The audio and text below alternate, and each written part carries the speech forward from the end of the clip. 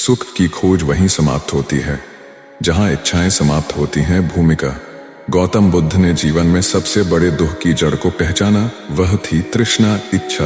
वे कहते थे, तृष्णा दुख का मूल है। आज का मनुष्य हमेशा कुछ न कुछ चाहता है और जब वह नहीं मिलता तो दुख ही होता है।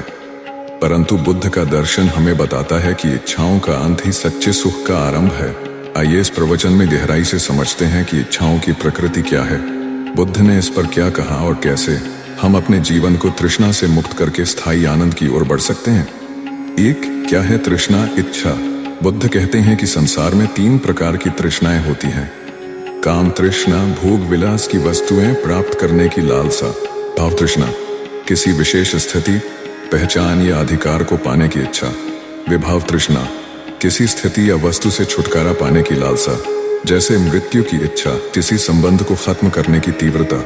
हर इच्छा का मूल है, यह मुझे चाहिए, और जब नहीं मिलता तो मन अशांत, दुखी और व्याकुल हो जाता है। 2 बुद्ध की 4 आर्य सत्यों में सुख का रहस्य। बुद्ध ने ज्ञान प्राप्ति के पश्चात जो पहला उपदेश दिया वह था धम्मचक्कपवत्तन सूत्र, जिसमें उन्होंने बताया, दुख है उस दुख का कारण है, तृष्णा उस तृष्णा का अंत संभव है और उस अंत तक पहुंचने का मार्ग है, अष्टांगिक मार्ग। ध्यान दें, बुद्ध ने कहा, तुम्हारे भीतर सुख है पर तुम उसे बाहर खोजते हो, और जब तक बाहर खोजते रहोगे सुख अस्थायी और अधूरा रहेगा।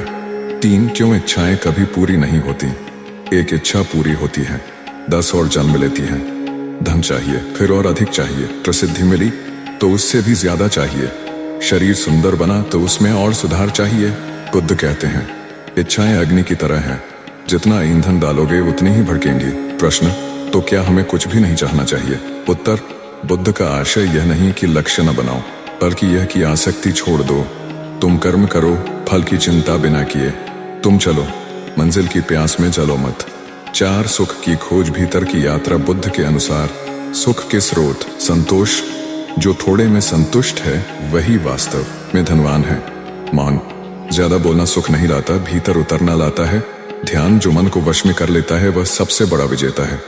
विवेक, जो यह जानता है कि कब रुकना है वही जीना जानता है। जब मन बाहर की चकाचौंध से हटकर अपने भीतर झांकता है तो वह देखता है सुख तो पहले से वहीं था, पर धूल में छिप गया था। 5 बुद्ध की कहानियों से सीख।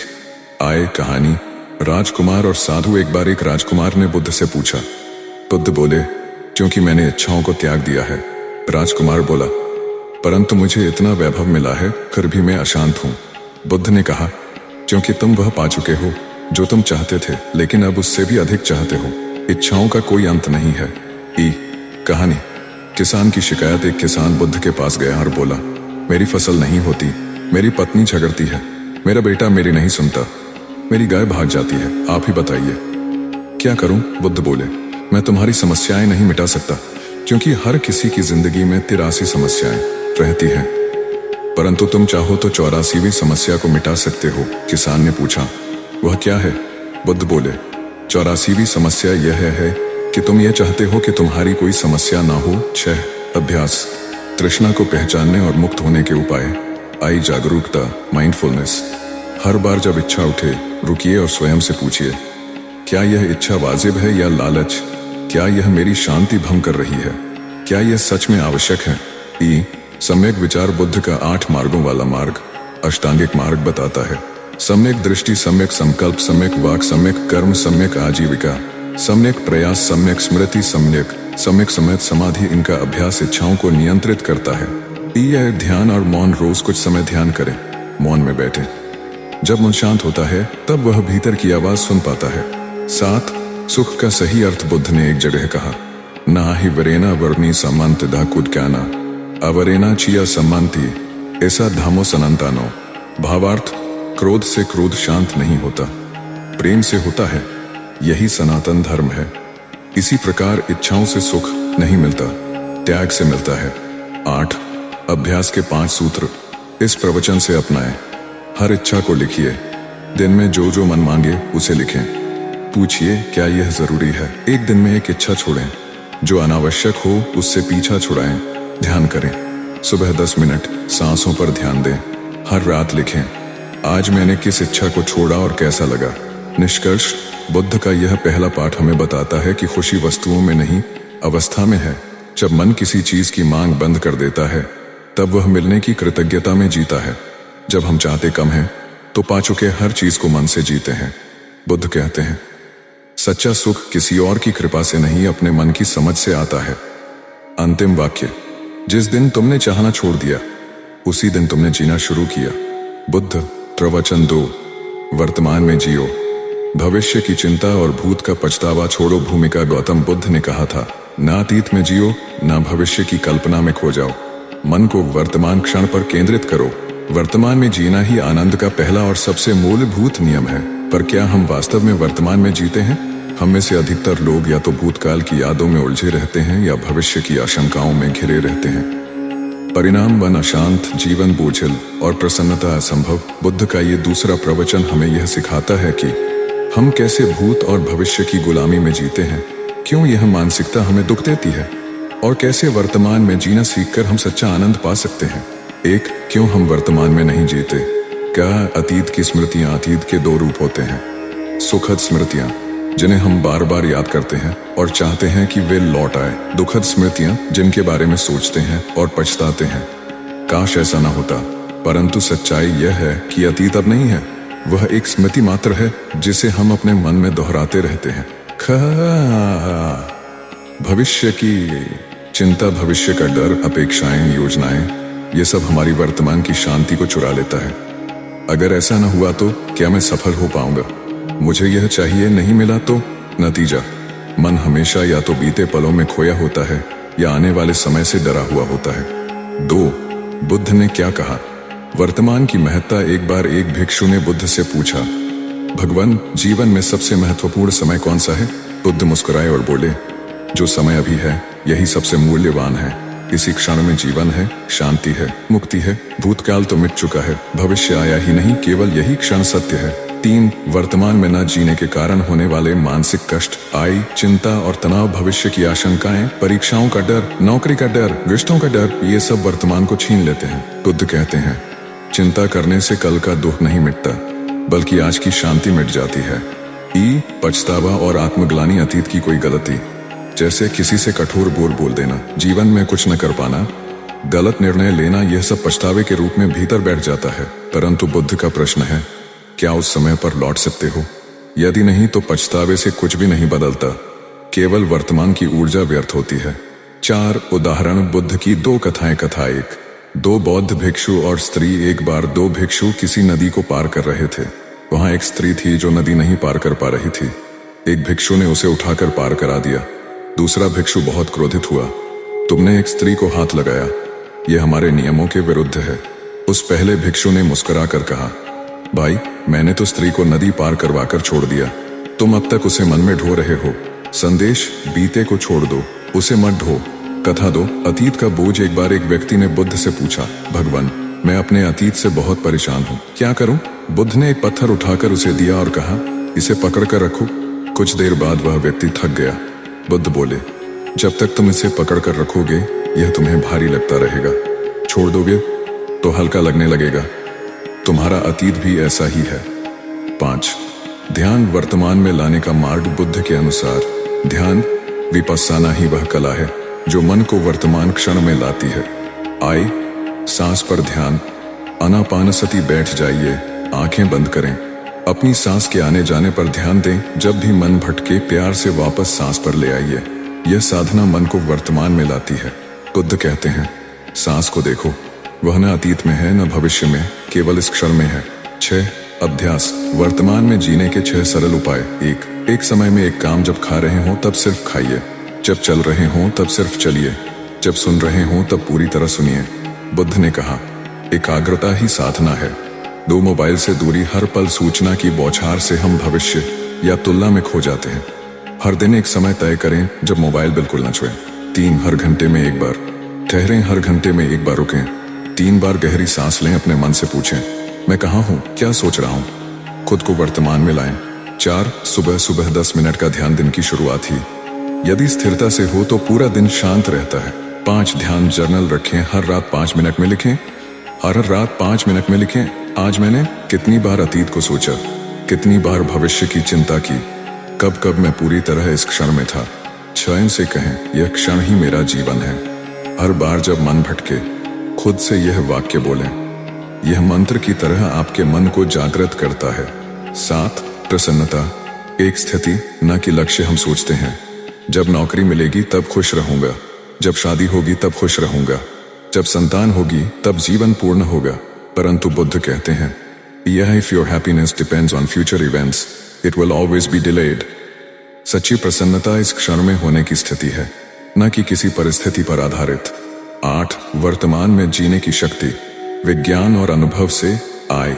आधुनिक मनोविज्ञान भी मानता है जो लोग माइंडफुल हैं वे अधिक खुश रहते हैं, वे कम तनावग्रस्त होते हैं, उनका ध्यान बेहतर होता है, उनकी याददाश्त और निर्णय क्षमता अधिक होती है। शरीर भी वर्तमान में रहता है। आपका शरीर अभी है। यदि मन भी यहीं आ जाए तो जीवन में संतुलन आ जाता है। प्रवचन 3, इच्छा ही दुख का मूल है। कम चाहो, अधिक सुखी रहो। भूमिका, बुद्ध और इच्छाओं का रहस्य। गौतम बुद्ध के जीवन और उपदेशों का सबसे केंद्रीय सूत्र यह है, तृष्णा ही दुख का मूल है। बुद्ध ने जब 4 आर्य सत्य बताए तो उनके दूसरे आर्य सत्य में उन्होंने स्पष्ट कहा, दुख की उत्पत्ति तृष्णा, इच्छा से होती है। आज का मनुष्य हर ओर सुख खोजता है, पैसा, पद, प्यार, प्रतिष्ठा, परंतु जितना अधिक वह इनकी इच्छा करता है उतना ही अधिक वह असंतोष और अवसाद में डूबता है। तो क्या इच्छाएं गलत हैं? क्या हम चाहना ही छोड़ दें? क्या बिना इच्छा के जीवन संभव है? इन्हीं प्रश्नों के उत्तर आज के तीसरे प्रवचन में हम विस्तार से समझेंगे। 1 इच्छा, क्या वह स्वाभाविक नहीं है? बुद्ध मानते थे कि इच्छा 2 प्रकार की होती है, आय, लोभ और मोह से उत्पन्न इच्छा। दुखदायक, मुझे यह चीज चाहिए, मैं उससे श्रेष्ठ बनना चाहता हूँ, उसके पास है, मेरे पास क्यों नहीं? करुणा और जागरूकता से उत्पन्न संकल्प, उपयोगी, मैं इस कार्य को सेवा की भावना से करना चाहता हूँ, मैं ध्यान करना चाहता हूँ, मैं अपने भीतर शांति चाहता हूँ। बुद्ध ने पहली प्रकार की इच्छाओं को दुख का कारण कहा, क्योंकि ये इच्छाएं तृष्णा है, न खत्म होने वाली प्यास। 2 इच्छाओं का स्वभाव, वे कभी नहीं रुकती। जब एक इच्छा पूरी होती है तो मन कहता है और चाहिए। उदाहरण, एक बच्चा खिलौना चाहता है, मिलते ही कुछ देर में नया खिलौना चाहिए। एक युवक नौकरी चाहता है, मिलते ही पदोन्नति चाहिए। कोई सुंदरता चाहता है, मिलते ही और सुंदर दिखने की चाह। इच्छा एक अग्नि है, जितना उसमें घी डालो उतनी भड़कती है। 3 बुद्ध की कथा, राजा और सुनहरी मछली। एक बार एक राजा ने एक साधु से पूछा, मुझे सब कुछ प्राप्त है, धन, महल, सेवक, फिर भी मैं अशांत क्यों हूँ? साधु मुस्कुराए और बोले, राजन, क्योंकि आपकी इच्छाओं की नदी कभी नहीं रुकती। जब तक यह बहती रहेगी आपको चैन नहीं मिलेगा। फिर उन्होंने राजा को एक सुनहरी मछली दी और कहा, इसे हर रोज पानी में छोड़ना, पर याद रहे जिस दिन तुम ये सोचोगे कि यह मछली तुम्हारी है उसी दिन यह मर जाएगी। राजा ने नियम मान लिया, पर कुछ ही दिनों में वह मछली से मोह करने लगा। एक दिन उसने मन ही मन सोचा, काश यह मछली सदा मेरी रहे। अगले दिन मछली मर गई। संदेश, मोह से इच्छा जन्म लेती है और इच्छा से दुख। 4 इच्छाओं के कारण होने वाले दुखों की सूची। 1 ईर्ष्या और तुलना, उसके पास है, मेरे पास क्यों नहीं? तुलना से पैदा होती है असंतुष्टि। 2 क्रोध, मुझे यह चाहिए था, वह नहीं मिला, इच्छा पूरी न होने पर गुस्सा आता है। 3 अवसाद, डिप्रेशन, जैसा मैंने सोचा था वैसा क्यों नहीं हुआ? जब जीवन हमारी अपेक्षा से मेल नहीं खाता मन टूटता है। 4 लोभ, मिलने पर भी मन भरता नहीं, हम और चाहते हैं और यह अंतहीन दौड़ बन जाती है। 5 बुद्ध का उपाय, इच्छाओं को त्यागने का अभ्यास। बुद्ध ने अष्टांग मार्ग बताया, जिसमें एक मार्ग है सम्यक संकल्प, राइट इंटेंशन। इसका अर्थ है, मैं जीवन को समझकर संयम और विवेक से जीऊंगा, मैं इच्छाओं का भोगी नहीं उनका निरीक्षक बनूंगा। बुद्ध ने यह उपाय दिए। आय, वैराग्य की भावना का विकास, हर चीज नश्वर है, यह समझकर मन में वैराग्य उत्पन्न होता है। यदा नित्यं अनित्यं मत्वा त्यजसि तदा मुक्ति, तू नश्वर को नित्य समझना छोड़ देता है तभी मुक्ति होती है।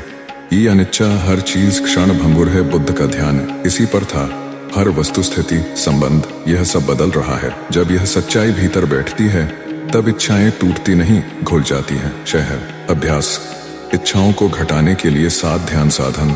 1 प्रतिदिन 5 मिनट तृष्णा दर्शन करें, आंखें बंद करें, उस इच्छा को देखें जो मन को घेरे हुए है, उससे लड़े नहीं, केवल उसे पहचाने, देखें कि वह कैसे अस्थायी है।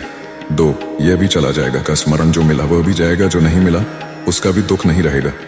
3 मैं पर्याप्त हूं का अभ्यास रोज सुबह उठकर बोलें। मैं जैसा हूं वैसा ठीक हूं, मुझे आज कुछ भी चाहिए नहीं, केवल जीना है। 4 सादगी का एक दिन चुने, हर सप्ताह एक दिन तय करें। न कोई खरीदारी, न मोबाइल, टीवी, केवल मौन, ध्यान और साधारण भोजन। इससे आपको तृष्णा की जड़ों का अनुभव होगा। 5 अभिवादन और कृतज्ञता सूची लिखें। रोज रात 5 चीजें लिखिए जिनके लिए आप आभारी हैं। 6 बचपन की सरलता को याद करें। अपने आप से पूछिए, बचपन में बिना कुछ चाहे मैं कितना खुश था, अब क्यों नहीं। 7 संबंधों को चाहना नहीं, अपनाना सीखें। लोगों से अपेक्षा मत करें, अपनापन रखें। यह दृष्टिकोण तृष्णा को प्रेम में बदल देता है। 7 समाज की इच्छाएं। और हम समाज कहता है, तेरे पास कार नहीं है, तू इतना साधारण क्यों दिखता है, तेरे पास ब्रांडेड चीजें नहीं हैं। बुद्ध कहते हैं, तुम्हारी असली कीमत तुम्हारी शांति है, न कि तुम्हारी संपत्ति। जो जितना सादा होता है उतना ही गहरा होता है, जो जितना भरता है बाहर उतना खाली होता है भीतर। 8 इच्छाओं का त्याग। बुद्ध के जीवन से कथा।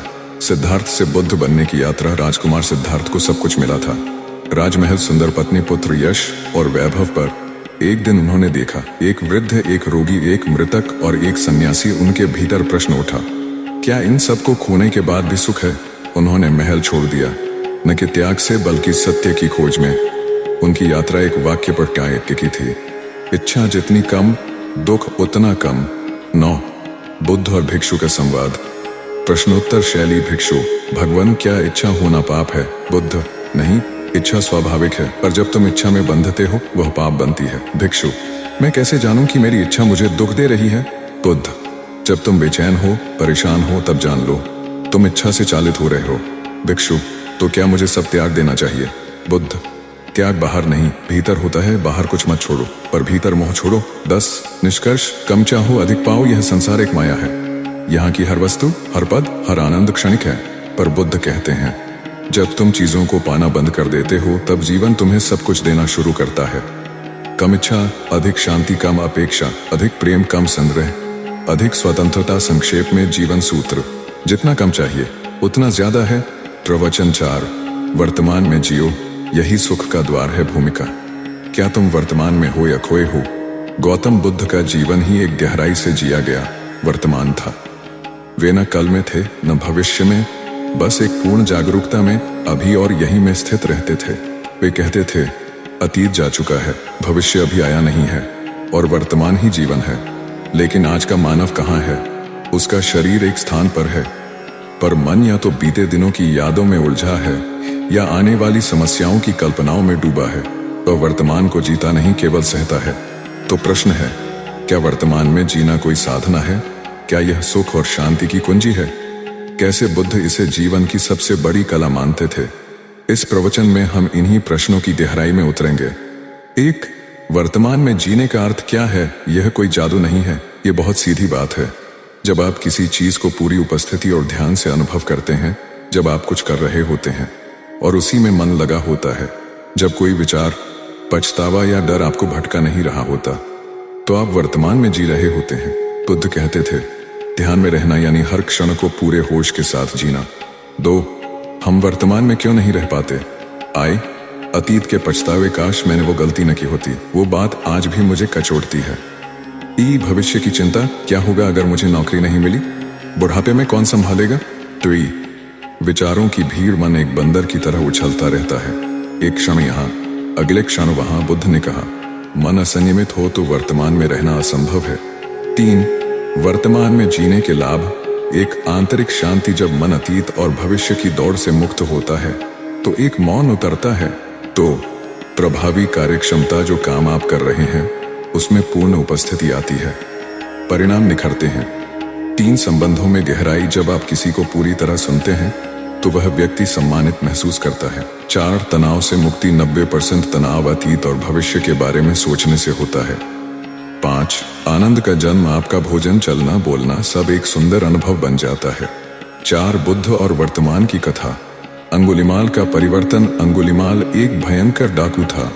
उसने 999 लोगों को मारकर उनकी उंगलियां माला में पिरो रखी थीं। 1000वीं हत्या की खोज में वह बुद्ध की ओर बढ़ा। बुद्ध बहुत शांत भाव से उसके रास्ते में खड़े हो गए। अंगुलिमाल चिल्लाया, रुक जा भिक्षु, मैं तुझे मारने आया हूं, बुद्ध बोले। मैं तो पहले ही रुक चुका हूं, अब तू रुक अपने विचारों से, अपनी हिंसा से, अपने अतीत से। उनकी बात ने अंगुलिमाल को झकझोर दिया। उसी क्षण उसने अपने अतीत को त्याग दिया और वर्तमान में प्रवेश किया। वह वही क्षण था जब उसका जीवन बदल गया। 5. बुद्ध के अनुसार वर्तमान में जीने की 7 विधियां। आय, श्वास का ध्यान, आनापान सती। बुद्ध ने कहा, श्वास को देखो, यह केवल वर्तमान में है, वह न अतीत की है न भविष्य की। दिन में 3 बार केवल 2 मिनट बैठो और श्वास को देखो, न उसे बदलो न उसे पकड़ो, बस देखो। जागरूक चलना, वॉकिंग मेडिटेशन चलो, पर हर कदम को देखो। मन में कहो, बायां पैर उठा रखा, दायां पैर उठा रखा।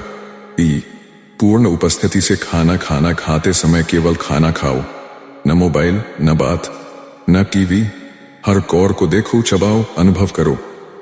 IV सुनना, बिना उत्तर की तैयारी के जब कोई बोले तो केवल सुनो, उत्तर की तैयारी मत करो। हर शब्द को ऐसे सुनो जैसे पहली बार सुन रहे हो। यह क्षण ही जीवन है। स्मरण मंत्र, हर बार जब मन भटके खुद से कहो, यह क्षण ही जीवन है, न यह दोबारा आएगा न रुकेगा, इसे जियो। मैं अभी यहाँ हूँ का अभ्यास दिन में कई बार रुकें और कहें, मैं यहाँ हूँ, यह हाथ, यह सांस, यह धरती, मैं इस क्षण में हूँ। सुबह 10 मिनट दिन की शुरुआत ध्यान से करें।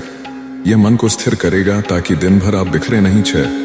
वर्तमान में जीने की बाधाएं और समाधान। बाधा, सोशल मीडिया और स्क्रीन मन को भविष्य के लोभ और अतीत की तुलना में फंसाता है। समाधान, एक डिजिटल फ्री घंटा रखें हर दिन। बाधा, परिणाम की चिंता, क्या मेरा काम सफल होगा, क्या लोग मुझे स्वीकार करेंगे।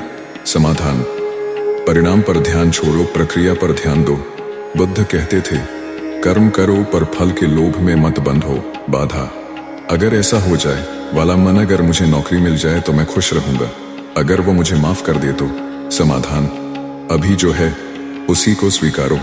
खुश रहना कोई भविष्य की मंजिल नहीं, वह अभी का चुनाव है। 7. कहानी, भिक्षु और विष का कटोरा। एक राजा ने एक साधु को विष देकर मारना चाहा। विष कटोरे में रखा गया। साधु मुस्कुराए और बोले, मेरे पास 2 विकल्प हैं, मैं इस कटोरे को देखकर डर जाऊं या इसी क्षण को पूरी उपस्थिति से स्वीकार कर लूं। उन्होंने विष पिया, पूरी जागरूकता और शांति के साथ। विष ने काम नहीं किया। राजा ने पूछा, यह कैसे संभव हुआ। साधु बोले, मैं इस क्षण में पूर्ण रूप से था, और जब कोई पूरा जागरूक होता है तो संसार की कोई भी शक्ति उसे छू नहीं सकती। 8. बच्चे वर्तमान में रहते हैं, वयस्क भटकते हैं। बच्चा एक तितली को देखकर मुस्कुराता है, वह न उसके रंगों की तुलना करता है न कल की चिंता करता है। क्यों? क्योंकि वह वर्तमान में जीता है। हम जैसे जैसे बड़े होते हैं हम वर्तमान से दूर होते जाते हैं। 9. बुद्ध के संवाद, प्रश्नोत्तर शैली। शिष्य, भगवान, क्या अतीत को भुला देना ही समाधान है। बुद्ध, नहीं, अतीत को समझो, स्वीकारो, सीखो, फिर उसे छोड़ दो। उसे जीते रहना बोझ है। शिष्य, भविष्य की चिंता कैसे छोड़ी जाए। बुद्ध, जब तुम समझोगे कि भविष्य भी वर्तमान की श्रृंखला है। प्रवचन 5. अपेक्षाएं छोड़ो तभी सच्चा सुख मिलेगा। भूमिका, दुख का सबसे गुप्त कारण। अपेक्षा, गौतम बुद्ध ने दुख के 4 मूल कारण बताए। उनमें सबसे सूक्ष्म और लगातार दुख देने वाला कारण है अपेक्षा। हम इसे अक्सर पहचान नहीं पाते, पर यह भीतर ही भीतर हमें खा रहा होता है। हमें लगता है कि सामने वाला वैसा ही बर्ताव करे जैसा हम चाहते हैं। हमें लगता है कि जीवन हमारी इच्छाओं के अनुसार चले। हमें लगता है कि अगर हमने किसी के लिए कुछ किया है तो बदले में हमें भी वैसा ही मिलना चाहिए। जब ऐसा नहीं होता तो भीतर कुछ टूटता है। बुद्ध कहते हैं, अपेक्षा जितनी कम, सुख उतना अधिक। तो क्या अपेक्षा करना गलत है? क्या हमें सब कुछ त्याग कर निष्क्रिय हो जाना चाहिए? इस प्रवचन में हम बुद्ध के दृष्टिकोण से समझेंगे अपेक्षा क्या है, ये कैसे छोड़ा जाए। 1. अपेक्षा क्या है? अपेक्षा क्या है? अपेक्षा यानी दूसरों या स्थितियों से हमारी बनाई हुई कल्पना के अनुसार व्यवहार की अपेक्षा करना। उदाहरण, मैंने उसके लिए इतना कुछ किया, कम से कम वह मुझे समझे तो सही। मैंने बच्चों की परवरिश में सब कुछ दिया, अब वो मेरे अनुसार चलें। मैंने जीवन में मेहनत की, अब मुझे सफलता तो मिलनी ही चाहिए। ये सब अपेक्षाएं हैं। अपेक्षा वह मानसिक लेन देन है जिसमें हम बिना कहे ही कुछ वापस पाने की आशा करते हैं। 2. अपेक्षा और दुख का संबंध। बुद्ध कहते थे, जहां इच्छा है वहां अपेक्षा है, वहां असंतोष है। जहाँ अपेक्षा है वहाँ असंतोष है। उदाहरण आय, रिश्तों में पति पत्नी एक दूसरे से बिना कहे ही उम्मीदें रखते हैं। जब वो पूरी नहीं होती, झगड़े होते हैं। यह समाज से हम चाहते हैं कि लोग हमारे सम्मान करें, पर जब ऐसा नहीं होता तो हम आहत होते हैं। ठीक स्वयं से हम चाहते हैं कि हम कभी गलती न करें, और जब करते हैं तो आत्मग्लानि से भर जाते हैं। तो निष्कर्ष, अपेक्षा अनकही अदृश्य डोरी है जो हमें बांधती है, खींचती है, थकाती है। 3 बुद्ध की दृष्टि। अपेक्षा को समझना और पार करना। बुद्ध ने अपेक्षा को 2 श्रेणियों में बांटा। आई तृष्णा, अटैचमेंट बेस्ड एक्सपेक्टेशन, मैं उससे प्रेम करता हूँ इसलिए वो हमेशा मेरे साथ रहेगा। ई विकारज उपेक्षा, ईगो बेस्ड एक्सपेक्टेशन, मैंने इतना त्याग किया, लोग मेरी सराहना क्यों नहीं कर रहे। दोनों ही मानसिक पीड़ा लाते हैं। बुद्ध कहते हैं जो कुछ भी घट रहा है वह तुम्हारे नियंत्रण में नहीं, केवल तुम्हारा मन है। अपेक्षा छोड़ो, स्वीकृति अपनाओ। 4 एक बोधक कथा। 2 भिक्षुओं की नदी यात्रा। 2 भिक्षु यात्रा कर रहे थे। उन्हें एक नदी पार करनी थी। नदी किनारे एक स्त्री खड़ी थी जो डर के कारण नदी पार नहीं कर पा रही थी। एक भिक्षु जो वृद्ध था ने उस स्त्री को उठाया और नदी पार करा दी। दूसरा भिक्षु बहुत क्रोधित हुआ। काफी आगे जाकर उसने कहा, तुमने उस स्त्री को उठाया, एक भिक्षु को ऐसा नहीं करना चाहिए। पहला भिक्षु मुस्कुराया और बोला, मैंने उस स्त्री को नदी पार कराकर वहीं छोड़ दिया, पर लगता है तुम अब तक उसे अपने मन में उठाए हुए हो। बुद्ध ने इस कथा के माध्यम से बताया, अपेक्षा और पकड़ दोनों मानसिक बोझ हैं, इन्हें छोड़ दो तभी हल्के हो सकोगे। 5 अपेक्षा कम करने के 6 उपाय बुद्ध की शैली में। 1 जो कुछ मिला वह बहुत है का अभ्यास। हर सुबह 3 चीजें लिखो जिनके लिए तुम आभारी हो, यह तुम्हें हकदारी से कृतज्ञता की ओर ले जाएगा। 2 मैंने किया, अब छोड़ दिया। निष्काम भाव, जब भी किसी की मदद करो उस पर मालिकाना भाव मत रखो। मदद देना दान है, बदले की सौदेबाजी नहीं। 3 लोग अपने कर्म से चलते हैं, मेरे अनुसार नहीं। सम्यक दृष्टि, दूसरों के व्यवहार पर अपना सुख आधारित न करो, यह समझो हर व्यक्ति अपनी कर्म गति से चल रहा है। 4 मैं अपना कर्तव्य करूं, बाकी जीवन पर छोड़ दूं। धम्म की भावना। बुद्ध कहते थे, तुम केवल कर्तव्य के अधिकारी हो, फल के नहीं। 5 हर अनुभव से कुछ सीखना है। आत्मविकास का दृष्टिकोण, जब अपेक्षा टूटे पूछो, यह अनुभव मुझे क्या सिखा रहा है, सीखो और आगे बढ़ो।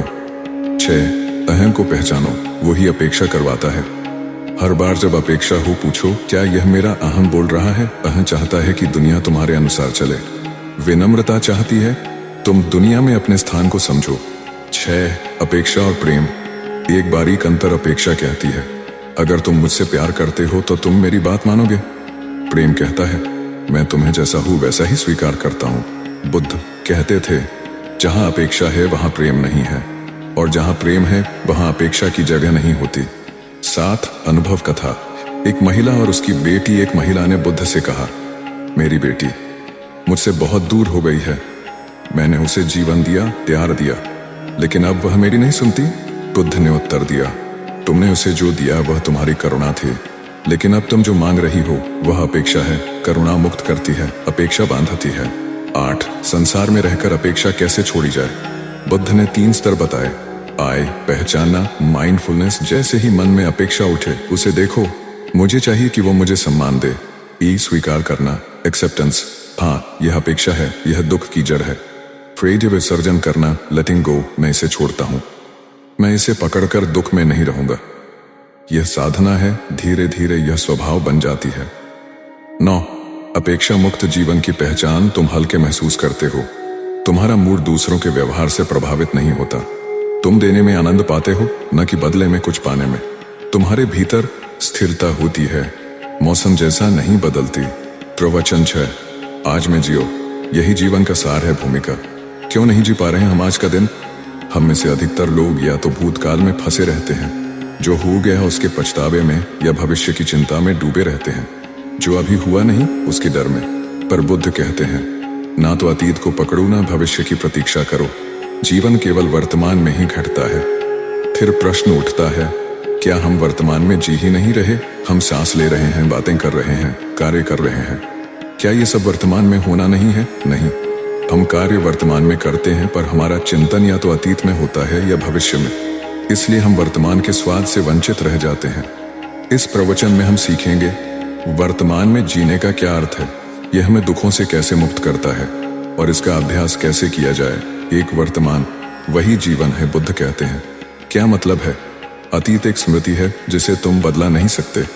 भविष्य एक कल्पना है जिसे तुम गारंटी नहीं दे सकते। एकमात्र सत्य यह क्षण है जिसे तुम जी सकते हो। यह क्षण ही वह बिंदु है जहां जीवन की सारी ऊर्जा है। 2. वर्तमान से पलायन। दुख की जड़ हम जीवन में क्यों उलझे रहते हैं?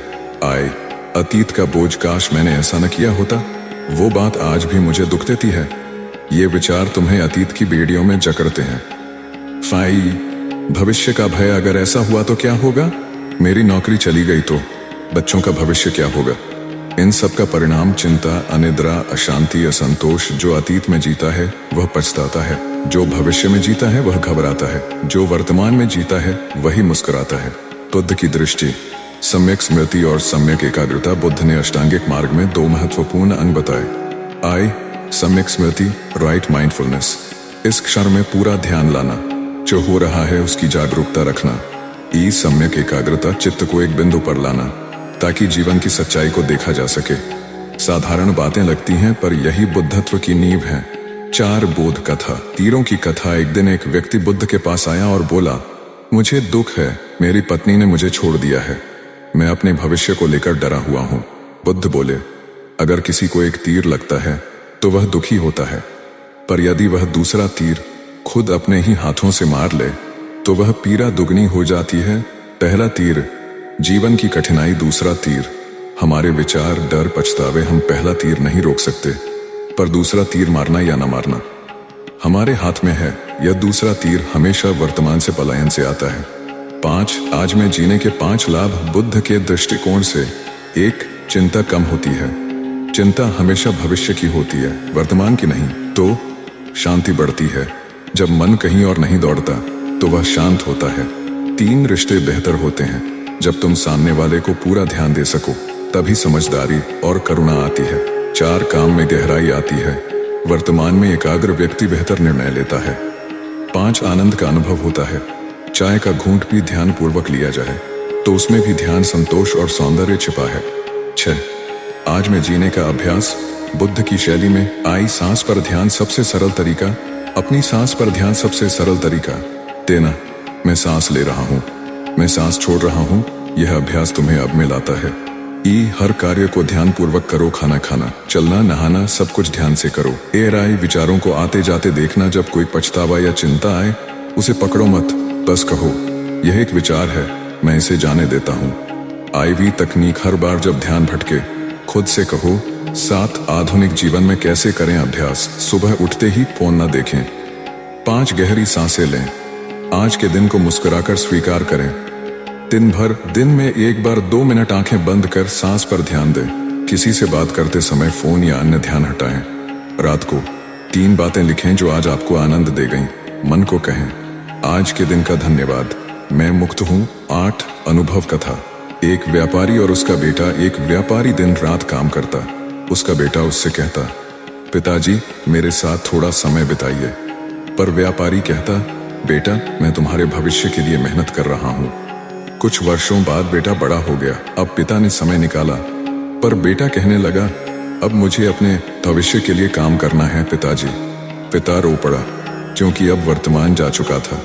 बुद्ध कहते हैं, भविष्य की खातिर वर्तमान खो देना ऐसा ही है जैसे जीवन के बीज को जला देना। 9 ध्यान अभ्यास। क्षण का वास, प्रेजेंस मेडिटेशन। आए आंखें बंद करें। ई सांस का स्पर्श अनुभव करें नाक के पास। फाइट है मन कहे, ये क्षण है, मैं इसमें पूर्ण हूं। IV विचार आए, उन्हें आते जाते देखो। फिर वापस सांस पर आ जाओ। यह अभ्यास दिन में 2 बार करें।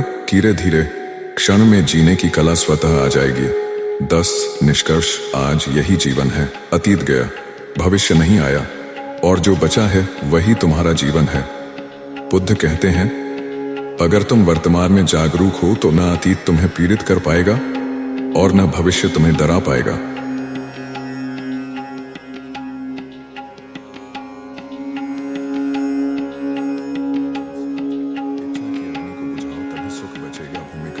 सुख की खोज या दुख का बीज। हर मनुष्य किसी न किसी रूप में सुख चाहता है। कोई धन में ढूंढता है, कोई प्रेम में, कोई पद में, कोई परिवार में। बुद्ध ने कहा, तृष्णा ही दुख का कारण है, तृष्णा का अंत ही दुख का अंत है। पर यह तृष्णा क्या है? क्या इच्छा रखना गलत है? क्या सुख की खोज ही जीवन को दुखमय बना देती है? इस प्रवचन में हम समझेंगे बुद्ध ने इच्छाओं के बारे में क्या कहा, इच्छा और तृष्णा में अंतर क्या है, कैसे इच्छाओं की अग्नि जीवन को जलाती है और कैसे इस अग्नि को बुझाकर स्थायी सुख पाया जा सकता है। एक, तृष्णा। बुद्ध का पहला सत्य। जब बुद्ध ने ज्ञान प्राप्त किया, उन्होंने जो सबसे पहला सत्य जाना वह था जीवन दुखमय है और दुख का मूल कारण तृष्णा का अर्थ वह अंधी प्यास जो कभी नहीं बुझती। बुद्ध ने इसे 3 भागों में बांटा। आय, काम तृष्णा इंद्रियों का सुख, स्वाद, स्पर्श, रूप, गंध, जी। भव तृष्णा, मैं कुछ बन जाऊं की लालसा, जैसे अमीर बनना, शक्तिशाली बनना, प्रसिद्धि पाना। प्रिय, विभव तृष्णा, मैं ये सब मिटा दूं, कुछ चीजों या भावनाओं से मुक्ति की लालसा। बुद्ध ने कहा जब तक इन तीनों तृष्णाओं की आग बुझती नहीं, मनुष्य कभी शांति नहीं पा सकता। तो इच्छा और तृष्णा में अंतर। बुद्ध ने हर इच्छा को गलत नहीं बताया। इच्छा, चंदा, एक शांत उद्देश्यपूर्ण प्रेरणा, जैसे ध्यान करने की इच्छा, सेवा करने की इच्छा, बुद्धत्व की आकांक्षा। तृष्णा, तान्हा, एक बेचैन जकड़ने वाली लालसा, जैसे अधिक धन पाने की प्यास, दूसरों से बेहतर बनने की होड़। एक इच्छा जागरूकता से जन्मती है, दूसरी अधूरीपन की बेचैनी से। 3, तृष्णा की अग्नि कैसे जलाती है हमें? आई, जो नहीं है उसे पाने की तृष्णा, मेरे पास यह क्यों नहीं है। परिणाम, ईर्ष्या, तनाव, असंतोष। ई, जो है उसे न खोने की तृष्णा, मेरी संपत्ति चली गई तो, मेरे रिश्ते टूट गए तो। परिणाम, भय, असुरक्षा। त्रयी, जो था उसे वापस पाने की तृष्णा, वो समय अच्छा था, काश फिर लौट आए। परिणाम, पछतावा, पीड़ा। बुद्ध कहते हैं तृष्णा एक अग्नि है जो जलाती है, सुख नहीं देती। वह जितनी मिलती है उतनी मिलती है, उतनी पड़ती है। 4, एक दृष्टांत। प्याले में जलती हुई आग। एक बार एक व्यक्ति बुद्ध के पास आया। उसने कहा मैं दुखी हूं, मुझे कभी शांति नहीं मिलती। बुद्ध ने एक प्याला लिया और उसमें अग्नि प्रज्वलित कर दी। फिर बोले क्या तुम इस प्याले को हाथ में पकड़ सकोगे? व्यक्ति बोला नहीं, यह जलता हुआ है। बुद्ध मुस्कुराए और बोले यह तुम्हारी तृष्णा है जिसे तुम हर समय थामे रहते हो और फिर कहते हो मैं जल रहा हूं। 5, तृष्णा के परिणाम। 5 शूल। बुद्ध ने कहा कि तृष्णा से 5 प्रकार के मानसिक शूल पीड़ा उत्पन्न होते हैं। 1, लोभ, अधिक पाने की लिप्सा। 2, द्वेष, न मिलने पर क्रोध और घृणा। 3, मोह भ्रम की यही वास्तविक सुख है। 4, भय, तृष्णा पूरी न हो पाने का डर। 5, अवसाद, तृष्णा में बार बार हारने का गहरा दुख। जैसे बालू में पानी डालो, वह भरता नहीं, वैसे ही तृष्णा से मन भरता नहीं। 6, तृष्णा कैसे पैदा होती है? आई, तुलना से, दूसरों के पास क्या है और मेरे पास क्या नहीं। ई, मीडिया और विज्ञापन से, सुंदरता, सफलता, जीवन शैली के झूठे आदर्श। ई, स्व अस्वीकृति से, मैं अभी जैसा हूं वैसा ठीक नहीं हूं। आय, भी भविष्य के माया जाल से, जब मुझे वो मिलेगा तब मैं खुश हो जाऊंगा, पर सच ये है तब कभी नहीं आता। 7, बुद्ध का समाधान। सम्यक दृष्टि और सम्यक संकल्प। आई, सम्यक दृष्टि, जानो कि जो तुम चाहते हो वह स्थायी नहीं है, हर चीज क्षणभंगुर है। ई, सम्यक संकल्प, स्वयं से कहो मैं इस तृष्णा से मुक्त रहूंगा, मुझे केवल पर्याप्त चाहिए, असीमित नहीं। 8, अभ्यास। तृष्णा से मुक्ति के 5 चरण। 1, स्वीकार करो मेरे भीतर तृष्णा है, बिना अपराध बोध के देखो। 2, देखो तृष्णा कब उठती है, क्या किसी व्यक्ति को देखकर, किसी वस्तु को देखकर, अपने मन के विचारों से। 3, विचार बदलो, क्या यह सच में स्थायी सुख देगा? याद करो पिछली बार जब तुमने कुछ पाया था तब कितने समय तक वह सुख टिका। 4, ध्यान का सहारा लो, सांस पर लौटो, तृष्णा उठते ही 5 गहरी सांस लो और मन को शांत करो। 5, संतोष साधो, जो है उसमें ही आनंद देखो। हर दिन 3 बातें लिखो जिनके लिए तुम आभारी हो। 9, एक अनुभव कथा। शिष्य और मणि। एक शिष्य को बहुमूल्य मणि मिल गई। उसने सोचा अब मुझे बहुत कुछ मिल सकता है, लेकिन वह रात भर सो नहीं पाया। अगर मणि चोरी हो गई तो, अगर कोई जान गया तो। वह बुद्ध के पास पहुंचा और कहा मैंने जो पाया है वह मुझे सोने नहीं दे रहा। बुद्ध बोले सुख मणि में नहीं था, सुख उस खाली मन में नहीं था जो पाने की लालसा से मुक्त था। 10, निष्कर्ष। अग्नि को बुझाओ, सुख स्वयं आ जाएगा। जैसे वर्षा की बूंदें जलती हुई आग को शांत कर देती हैं, वैसे ही जागरूकता की वर्षा तृष्णा की अग्नि को शांत कर देती है। बुद्ध कहते हैं तृष्णा को न मारो, न उससे लड़ो, बस उसे देखो और पहचानो, यह मुझे सुख नहीं दे सकती। समय के साथ मन स्वयं कहेगा, जो है पर्याप्त है, जो नहीं है उसकी प्यास मेरे जीवन को जलाएगी नहीं। बुद्धवाणी, एक चुटकी संतोष 1000 स्वर्ण मुद्राओं से श्रेष्ठ है और एक क्षण की तृष्णा 1000 जन्मों की पीड़ा का कारण है। प्रवचन 8। मौन का अभ्यास करो, भीतर की शांति को सुनो। भूमिका, शब्दों से भरा संसार और भीतर की चुप्पी हम हर दिन बोलते हैं, सुनते हैं, प्रतिक्रिया देते हैं। दिन भर हमारा मन ध्वनियों से भरा रहता है, बाहर के शोर से भी और भीतर के विचारों से भी। लेकिन क्या कभी ऐसा हुआ है कि चारों ओर शांति हो, फिर भी मन के भीतर बहुत हलचल हो? बुद्ध ने कहा, मौन केवल बाहर की चुप्पी नहीं, सच्चा मौन है भीतर का शांत होना। इस प्रवचन में हम समझेंगे मौन क्या है, बुद्ध ने मौन को क्यों सबसे बड़ा साधन बताया, शब्द और विचार मन को कैसे अशांत करते हैं, मौन से कैसे खुशी, संतुलन और जागृति प्राप्त होती है। 1। मौन का अर्थ केवल बोलना बंद करना नहीं। बहुत लोग सोचते हैं कि मौन यानी कुछ न बोलना, पर बुद्ध ने जो मौन बताया वह बहुत गहरा है। अवचेतन में जो विचारों का शोर चलता है उसे शांत करना, यही मौन है। मौन के 3 स्तर। शारीरिक मौन, मुख से न बोलना, मानसिक मौन, विचारों की भीड़ को घटाना, आत्मिक मौन, आत्मा की आवाज को सुनना। 2।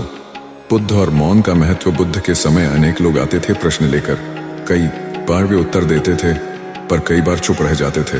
एक बार किसी ने पूछा, क्या आत्मा है? बुद्ध मौन रहे। फिर पूछा, क्या आत्मा नहीं है? बुद्ध फिर भी मौन। शिष्य चकित होकर बोले, भगवान आप उत्तर क्यों नहीं देते? बुद्ध बोले, कुछ प्रश्न ऐसे हैं जिनका उत्तर देना केवल भ्रम को बढ़ाना है, मौन ही उनका सत्य है। 3। मौन क्यों आवश्यक है?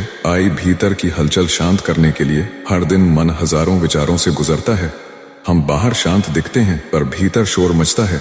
यह शोर हमें थकाता है, उलझाता है। अनावश्यक बोल से बचने के लिए बुद्ध ने कहा, अविवेकपूर्ण वाणी से दोह जन्मता है। जब हम बिना सोचे बोलते हैं तो दूसरों को भी और खुद को भी चोट पहुंचती है। भीतर की आवाज को सुनने के लिए। आत्मा की सबसे गहरी पुकार तभी सुनाई देती है जब मन शांत हो। बिना मौन के ध्यान असंभव है और बिना ध्यान के शांति असंभव है। 4। बुद्ध के मौन की शिक्षाएं। मौन साधना। बुद्ध मौन को तपस्या मानते थे। जितना भीतर शांत उतना आत्मा के निकट। मौन। विवेक। कई बार जब विवाद होता बुद्ध चुप हो जाते, लोग सोचते वे डर गए, पर उनका मौन कहता, क्रोध में जवाब नहीं, मौन में समाधान है। 1। मौन करुणा। जब कोई दुखी व्यक्ति आता, बुद्ध पहले चुप रहते, फिर केवल इतना पूछते, तुम्हें क्या कष्ट है? उनका मौन सामने वाले को भीतर तक छू जाता। 5। मौन का अभ्यास कैसे करें? अभ्यास 1। प्रातः मौन समय। हर सुबह 10-15 मिनट मौन रहें, बोलना नहीं, सोचना भी नहीं, बस अपनी सांस पर ध्यान दें। अभ्यास 2। मौन भोजन। एक समय का भोजन बिना किसी शब्द के करें। भोजन की गंध, स्वाद, बनावट पर ध्यान दें, मन खुद ब खुद शांत होगा। अभ्यास 3। साप्ताहिक मौन व्रत। हफ्ते में 1 दिन 3-4 घंटे तक मौन व्रत रखें। मोबाइल, टीवी, बातचीत सबसे दूरी। अभ्यास 4। विचारों का निरीक्षण। जो भी विचार आए उन्हें पकड़ने की कोशिश न करें, बस देखें, जैसे बादल आते जाते हैं। तुम विचार नहीं हो, तुम देखने वाला हो। मौन वही दृष्टा है जो विचारों के पार बैठा है। 6। एक दृष्टांत। मौन की गूंज। एक बार एक राजा बुद्ध के पास आया। उसने कहा, भगवान मैं सब कुछ पा चुका हूं पर शांति नहीं मिली। बुद्ध ने कहा, कल सूर्योदय से पहले नदी के किनारे आना और 1 घंटा केवल मौन रहना। राजा ने कहा, बस इतना ही? बुद्ध बोले, बस इतना ही। राजा गया, 1 घंटा मौन रहा, कुछ नहीं बोला, न सोचा, वापस आकर रो पड़ा। बुद्ध ने पूछा, क्या हुआ? राजा बोला, मैंने पहली बार जाना कि मैं कौन हूं। यह मौन शब्दों से कहीं बड़ा उत्तर था। 7। मौन और खुश रहने की कला। बुद्ध के अनुसार मौन से विचार कम होते हैं। विचार कम होंगे तो दुख भी कम होगा। क्यों? क्योंकि दुख में 90% हमारी सोच होती है। मौन से अनावश्यक प्रतिक्रिया रुकती है। जब कोई हमें भला बुरा कहे हम चुप रहना सीखें, तब हम समझते हैं यह उसका कर्म है, मेरा नहीं। 100 मौन से भीतर की खुशी उपजती है। जब मन शांत होता है तब छोटी छोटी चीजें भी आनंद देती है। पत्तों की सरसराहट, पक्षियों की आवाज, सांस का आना जाना। सच्चा सुख कोई बड़ी घटना नहीं, वह भीतर के मौन में बसता है। 8। बोलना भी ध्यान से। सम्यक वाणी। बुद्ध ने मौन के साथ साथ सम्यक वाणी का भी उपदेश दिया। सम्यक वाणी के 4 नियम। सत्य बोलो, प्रिय बोलो, समय पर बोलो, लाभकारी बोलो। अगर यह चारों ना हो तो मौन रहना बेहतर है। वाणी से मित्र भी बनते हैं और कटु बोल से सब कुछ खोया भी जा सकता है। ना आए मानसिक मौन विचारों की रेलगाड़ी को रोकना आई विचार कहाँ से आते हैं? अतीत की स्मृति से, भविष्य की कल्पना से, तुलना, लालसा, डर। कैसे रोकें विचारों की भीड़? रोकने की कोशिश मत करो, बस उनके प्रति सजग हो जाओ। बुद्ध कहते हैं, जब विचारों को तुम देखना शुरू कर देते हो, वे धीरे धीरे धीरे शांत हो जाते हैं। 10 मौन से आत्मा की आवाज। जब विचार शांत हो जाते हैं, तब जो बचता है वह तुम्हारा वास्तविक स्वरूप है। तुम शोर नहीं हो, तुम मौन हो। तुम शब्द नहीं हो, तुम शुद्ध चेतना हो। बुद्ध ने कहा, जब तुम मौन में उतरते हो तब परम सत्य तुम्हारे भीतर प्रकट होता है।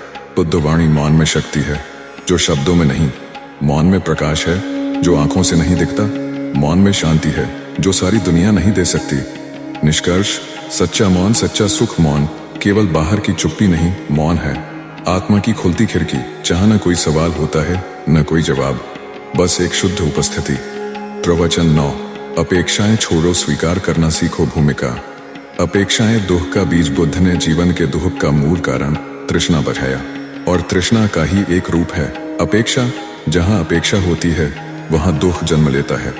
हम किसी से प्यार करते हैं, बदले में भी चाहते हैं। हम परिश्रम करते हैं, फल की आशा रखते हैं। हम मदद करते हैं, प्रशंसा की अपेक्षा रखते हैं। यहां तक कि हम ईश्वर से भी कहते हैं, मैंने प्रार्थना की है, अब मुझे फल चाहिए।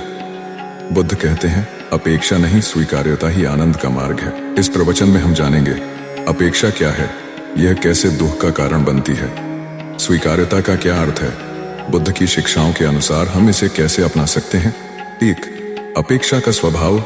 सूक्ष्म लेकिन शक्तिशाली। हम सबके भीतर एक मनोवैज्ञानिक स्वाभाविक संरचना है। मुझे जैसा चाहिए वैसा ही हो। जब वैसा नहीं होता तो मन कहता है कुछ गलत हुआ है। यहीं से दुख की शुरुआत होती है। अपेक्षा के सामान्य रूप। लोगों से वे हमें समझें, हमें सम्मान दें, परिस्थितियों से जीवन सरल हो, कठिनाइयां न हो। ईश्वर से हमारे अनुसार चमत्कार करें। स्वयं से मैं हमेशा सफल, सुंदर, प्रिय रहूं। अपेक्षा का अर्थ है तुम जीवन से युद्ध कर रहे हो। तो एक दृष्टांत, बुद्ध और टूटे हुए दीपक की कथा। एक बार एक ब्राह्मण बुद्ध के पास आया। उसने एक सुंदर कांसे का दीपक बुद्ध को दान दिया। बुद्ध ने मुस्कुराकर स्वीकार कर लिया। रात में एक चोर मंदिर में घुसा और वह दीपक चुरा ले गया। सुबह ब्राह्मण आया और देखा दीपक गायब। वह क्रोधित होकर बोला, भगवान, आपने मेरी भेंट को सुरक्षित क्यों नहीं रखा? बुद्ध शांति से बोले, तुमने दिया था, फिर भी वह तुम्हारा था। यदि दान में भी अपेक्षा हो तो वह सौदा है, समर्पण नहीं। 3। अपेक्षा से उत्पन्न पीड़ा। आए टूटते रिश्ते। हम दूसरों से उम्मीद करते हैं कि वे बदलेंगे, वे हमारे अनुसार चलेंगे, पर जब वे नहीं बदलते तो संबंधों में दरार आती है। आत्मस्वीकार। जब हम खुद से भी उम्मीदें बहुत अधिक रखते हैं तब असफलता को पचाना मुश्किल हो जाता है। मानसिक असंतुलन। बार बार सोचते हैं क्यों नहीं हुआ, क्यों उसने ऐसा किया। ये विचार चक्र अवसाद, चिंता, क्रोध को जन्म देते हैं। बुद्ध कहते हैं, अपेक्षा एक जलती हुई मशाल है जिसे हम खुद ही पकड़ कर रखते हैं। 4। स्वीकार्यता का अर्थ जीवन को जैसे है वैसे अपनाना। बुद्ध ने तृष्णा के सम्यक मार्ग में उपशम बताया, यानी जो जैसा है उसे वैसा ही देखने की योग्यता। स्वीकार करना, इसका अर्थ है परिस्थिति को समझकर प्रतिक्रिया देना, न कि अपने मन से अपेक्षित संस्करण को थोपना। इसका अर्थ यह नहीं कि आप प्रयत्न न करें, बल्कि इसका अर्थ है कि प्रयत्न के बाद परिणाम को शांति से स्वीकार करें। तुम प्रयास कर सकते हो, पर परिणाम तुम्हारे हाथ में नहीं, इसलिए परिणाम में लिप्त मत हो। 5। बुद्ध की शिक्षाएं। अपेक्षा से मुक्ति के उपाय। आए जो है उसे देखो। विपश्यना दृष्टिकोण। बुद्ध ने ध्यान के माध्यम से सिखाया, जो है वह है, इसे जांचो, देखो, जियो।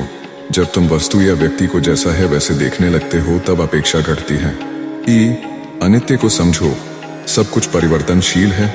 आज जो प्रिय है कल अप्रिय हो सकता है। आज जो पास है कल छिन सकता है। जो बदलने वाला है उससे अपेक्षा करना खुद को धोखा देना है। धर्म का अभ्यास। स्वयं पर लौटो। जब हम बाहर अपेक्षा करते हैं तब दुखी होते हैं। जब हम भीतर लौटते हैं तो पाते हैं कि मेरे भीतर ही संतोष है, क्षय है। ध्यान अभ्यास। अपेक्षा को पहचानो और छोड़ो। एक सरल ध्यान बुद्ध की शैली में। चरण 1। बैठो, आंखें बंद करो, सांस पर ध्यान दो। किसी भी अपेक्षा को पकड़ने की कोशिश मत करो, बस सांस को महसूस करो। चरण 2, जो विचार आए देखें वह किस अपेक्षा से जुड़ा है। मुझे प्रमोशन मिलना चाहिए। अपेक्षा, वह मुझे सम्मान क्यों नहीं देता। अपेक्षा। चरण 3, उस विचार को मुस्कुरा कर विदा करो, जैसे कोई मेहमान आता है और चला जाता है।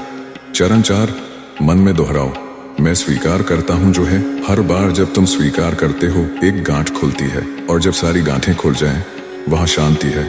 7, आत्मनिरीक्षण में कहां अपेक्षा करता हूं। अपने जीवन को देखो, किन लोगों से तुम बार बार निराश होते हो, किन घटनाओं में तुम बार बार क्यों कहते हो, किन बातों में तुमने खुद को कसकर बांध रखा है। इन सभी जगहों पर अपेक्षा छिपी है। पहचानो, समझो और धीरे धीरे छोड़ो।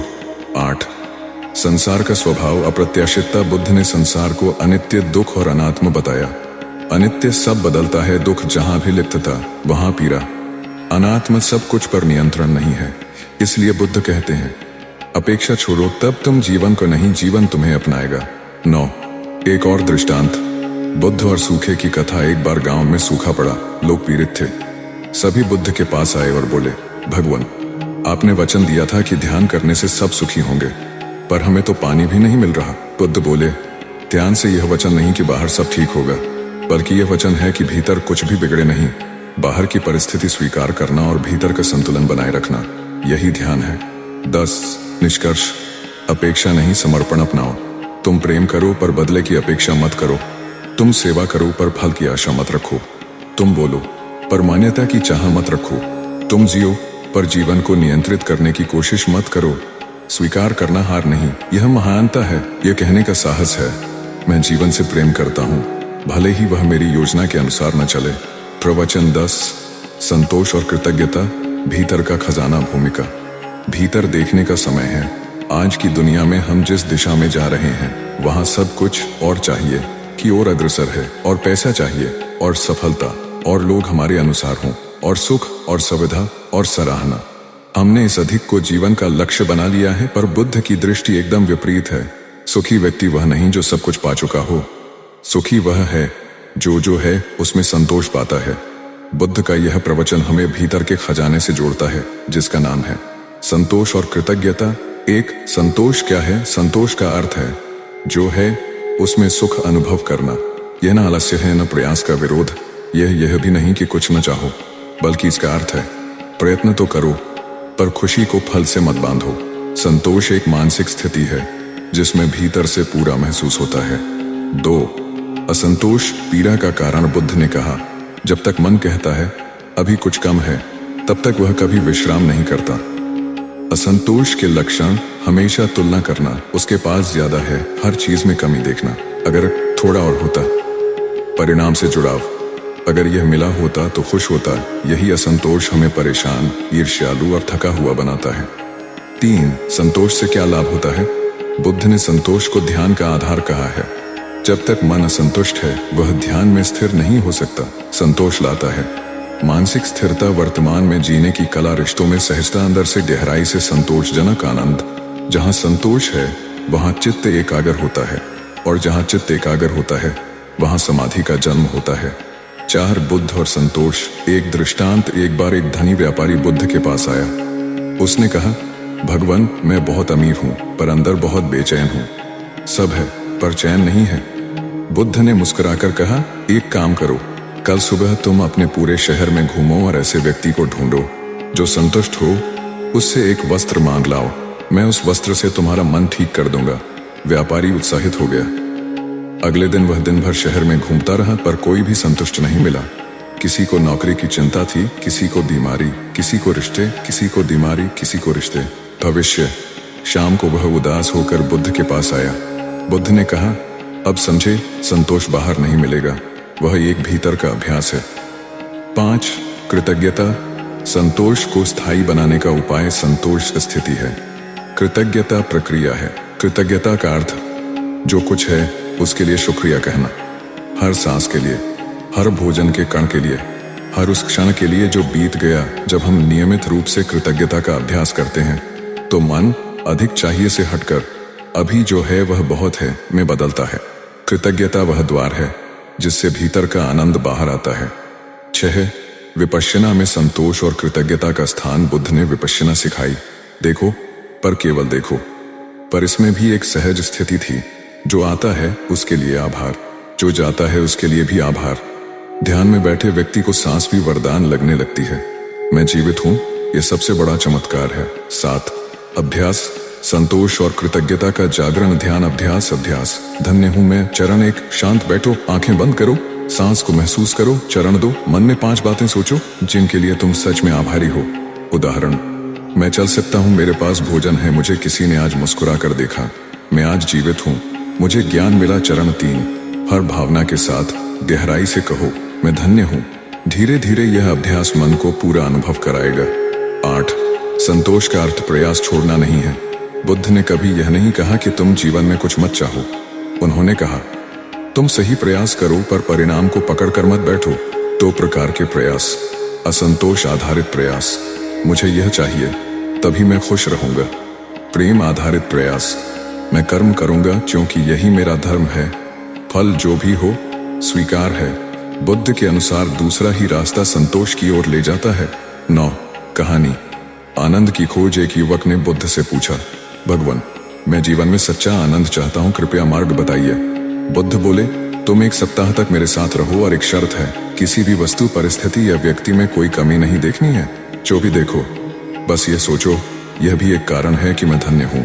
युवक ने 7 दिन पूरे किए। अंत में उसका मन शांत था, आंखें भीगी थीं। वह बोला, भगवान, मुझे कुछ नहीं मिला पर सब कुछ मिल गया है। बुद्ध ने उत्तर दिया, जब व्यक्ति कृतज्ञ होता है तब वह स्वयं परम सत्य का पात्र बन जाता है।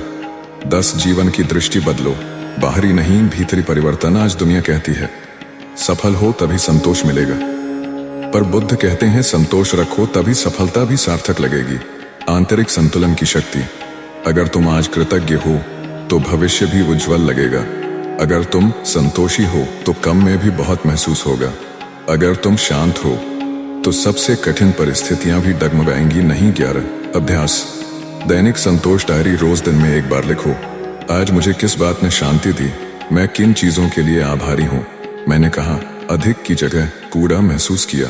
धीरे धीरे यह एक मानसिक संरचना बन जाएगी जो तुम्हें बुद्ध की दृष्टि में स्थिर कर देगी। 12 निष्कर्ष, भीतर का खजाना, बाहर की तलाश नहीं। बुद्ध ने जीवन भर यही कहा, जिसे तुम बाहर ढूंढ रहे हो वह भीतर है। संतोष और कृतज्ञता, यह केवल गुण नहीं बल्कि आध्यात्मिक प्रकाश के द्वार है। जहां कृतज्ञता है वहां ईर्ष्या नहीं, जहां संतोष है वहां दुख नहीं, और जहां दोनों हैं वहां परम शांति है। प्रवचन 11 वर्तमान में जीना, क्षण को अपनाने की कला। भूमिका, खोए हुए समय की तलाश। कितने लोग हैं जो कहते हैं, काश मैंने तब वो निर्णय लिया होता, भविष्य में सब ठीक हो जाएगा, अभी तो बस सहन करना है। अभी समय नहीं है, बाद में जी लेंगे जिंदगी। हमारा मन या तो अतीत में पछताता है या भविष्य में डरता है, पर बुद्ध ने जिस मार्ग की ओर संकेत किया वह सीधा है, जो है वही जीवन है। यह क्षण यही सत्य है, इसमें जी लो, बस यही मोक्ष है। 1 बुद्ध का मूल उपदेश। यही पसी को बुद्ध ने कहा, धम्म को देखो अभी और यहीं। पाली में इसे कहते हैं, यही पसी को, आओ और देखो, न कि सोचो, कल्पना करो या भविष्य में खोजो। धम्म, सत्य केवल वर्तमान में देखा जा सकता है, वह न बीते कल में है न आने वाले कल में। 2 क्यों नहीं जी पाते हम इस क्षण में। 1 मस्तिष्क की गति तेज है, हमारा दिमाग हर पल कुछ सोच रहा है, या तो वह क्या हुआ में उलझा है या क्या होगा की चिंता में डूबा है। 2 हम आशा में जीते हैं, हम सोचते हैं जब नौकरी लगेगी तब खुश होंगे, जब घर होगा तब आनंद आएगा, जब दुनिया बदलेगी तब चैन मिलेगा। यह जब कभी नहीं आता, क्योंकि जैसे ही एक जब पूरा होता है नया जब तैयार हो जाता है। 3 हम ध्यान नहीं देते, हम चाय पीते हैं पर सोच कहीं और होती है, हम चलते हैं पर मन बीते हुए झगड़े में होता है।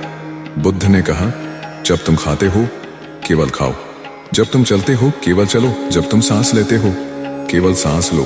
3 वर्तमान क्षण, एक जीवित उपहार। इस क्षण में तुम्हें जो मिला है वह है सांस, चेतना, अनुभव, अवसर, शांति।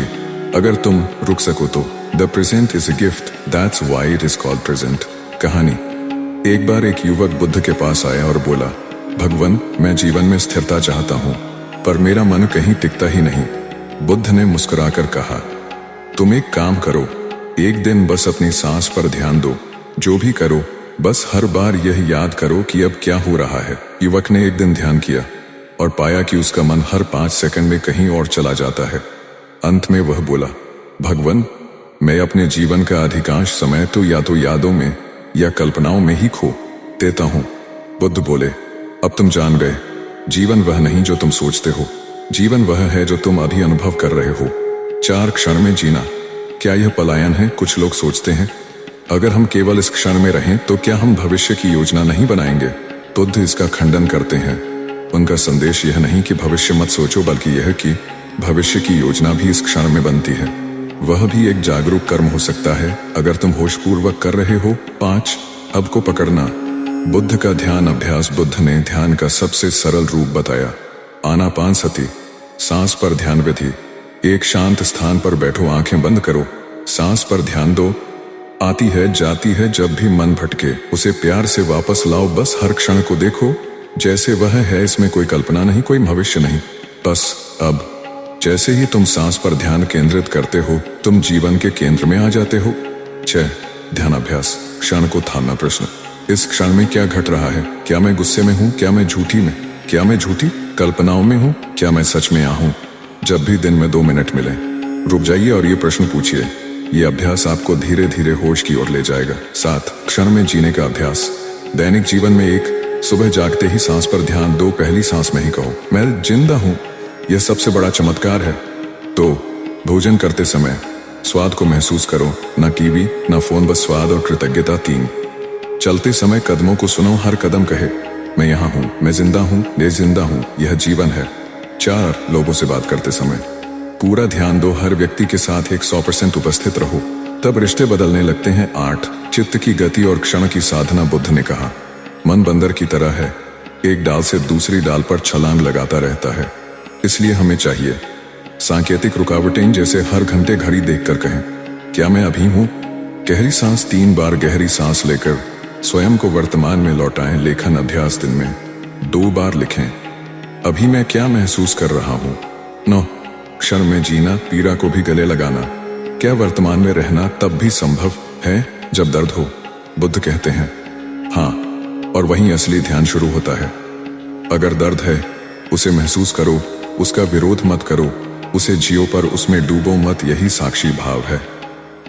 मैं दर्द को देख रहा हूं, पर मैं दर्द नहीं हूं। 10 कहानी। आनंद और खंजर। एक साधक ने पूछा, भगवान, क्या आप हर समय सुखी रहते हैं? बुद्ध बोले, मैं हर समय जागरूक रहता हूँ। कभी सुख आता है तो मैं देखता हूँ, कभी दुख आता है तो भी मैं देखता हूँ, कभी मैं देखता हूँ। मैं कुछ भी नहीं पकड़ता, न सुख न दुख। जो आता है उसे आने दो, जो जाता है उसे जाने दो, और जो रह जाता है वही तुम हो। 11 ध्यान का गहरा रूप। विपश्यना। विपश्यना का अर्थ है जैसा है वैसा देखना, न बदलना, न सुधारना, न बदलना, न पकड़ना, बस देखना। उदाहरण, अगर बेचैनी है तो उसे पूरी तरह देखो, अगर लालच है तो उसे पहचानो, अगर प्रेम है तो उसमें डूबो, पर सब कुछ देखने की मुद्रा में।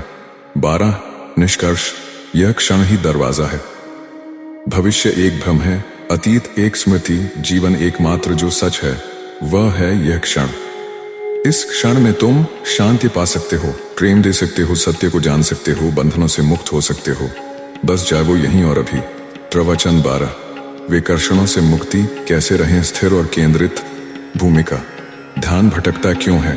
क्या आपने कभी खुद को किसी महत्वपूर्ण कार्य के बीच अचानक सोशल मीडिया स्क्रॉल करते हुए पाया है, या फिर किसी गहरे विचार में होते हुए, किसी बाहरी आवाज से विचलित होते हुए, या किसी के साथ बात करते हुए भी मन आपके ही अंदर चल रही किसी चिंता में उलझा हो? बुद्ध कहते हैं, मन अशांत है, वह बाहर भागता है, जो उसे जीत लेता है वही आनंद में जीता है। आज का यह प्रवचन विकर्षणों, डिस्ट्रैक्शन से मुक्ति और स्थिरता की साधना पर केंद्रित है। एक विकर्षण क्या है? विकर्षण कोई वस्तु नहीं, यह तो मन की अवस्था है। बुद्ध के अनुसार विकर्षण वह है जहां मन टिकता नहीं, और जहां मन टिकता नहीं वहां सुख भी नहीं टिकता। विकर्षण कोई मोबाइल, कोई आवाज, कोई व्यक्ति नहीं है। विकर्षण वह है जो तुम्हारे भीतर ध्यान की शक्ति को तोड़ता है। 2 बुद्ध ने क्यों कहा सम्यक समाधि ही स्थिरता है? सम्यक समाधि, राइट कंसंट्रेशन, अष्टांगिक मार्ग का अंतिम और परम बिंदु है। यह कोई गहरी तपस्या नहीं, बल्कि सहजता से एक ही वस्तु पर ध्यान केंद्रित करना है। बुद्ध कहते हैं वह जो स्थिर है वह मुक्त है, और जो बिखरा है वह परतंत्र है। 3. हम क्यों बिखरते हैं? 1. इंद्रियों का आकर्षण। हमारा मन आँख, कान, जीभ, त्वचा और नाक के अनुभवों में डूबा रहता है, हर नई वस्तु के पीछे भागता है। 2. भीतर की अशांति। हम विकर्षणों से नहीं भागते, हम उनसे अपनी अशांति छिपाते हैं। 3. प्रतीक्षा और अधीरता की संस्कृति। हर क्षण अगली सूचना, अगली खुशी, अगला अनुभव पाने की बेचैनी। हमारे मन को आराम नहीं आता जब तक वह दौड़ नहीं रहा होता। 4. क्या समाधान है बुद्ध के पास? बुद्ध ने विकर्षणों से लड़ने की सलाह नहीं दी, उन्होंने सिखाया ध्यान और होश के माध्यम से उन्हें पार करना। जो जागता है वह बहता नहीं, जो बहता नहीं वह ठहरता है, और जो ठहरता है उसमें आनंद उतरता है। 5. अभ्यास। मन को केंद्रित करना। अभ्यास। एक बिंदु पर ध्यान केंद्रित करना, एकाग्रता साधना। एक दीपक को सामने रखें, केवल उसकी लौ को देखें। जब भी मन भटके, लौ की ओर लौटें। प्रतिदिन 10 मिनट एक लौ को देखना स्वयं के केंद्र को देखना बन सकता है। अभ्यास 2. श्वास पर टिकना। आनापानसति। बैठ जाएं, पीठ सीधी, आंखें बंद, केवल सांस पर ध्यान दें। आना जाना कोई विचार आए, देखें, छोड़ दें, लौट आए, बस सांस। यह ध्यान धीरे धीरे मन को शांत करता है। सांस में मन टिके तो जीवन में मन टिकता है। 6. बुद्ध की कहानी। ध्यान और विकर्षण। एक बार एक युवा साधु बुद्ध के पास आया और बोला, भगवान, मैं ध्यान करता हूँ पर मन लगातार भटकता है। बुद्ध ने पूछा, जब भटकता है तब तुम क्या करते हो? वह बोला, मैं खींच जाता हूँ, खुद से नाराज होता हूँ। बुद्ध मुस्कुराए और बोले, जो मन भटकता है उसे प्रेम से देखो, वह स्वयं लौट आता है। 7. अभ्यास। 5 विकर्षणों को पहचानो और पार करो। बुद्ध ने ध्यान में आने वाली 5 बाधाओं को बताया। 1. कामनाएं, कामचित्त, लालसा, किसी वस्तु, व्यक्ति, सुख की। 2. द्वेष, विरोध, क्रोध, किसी बात या व्यक्ति से चिढ़। 3. आलस्य और प्रमाद, निष्क्रियता, मन का सुस्त होना, नींद जैसा महसूस होना। 4.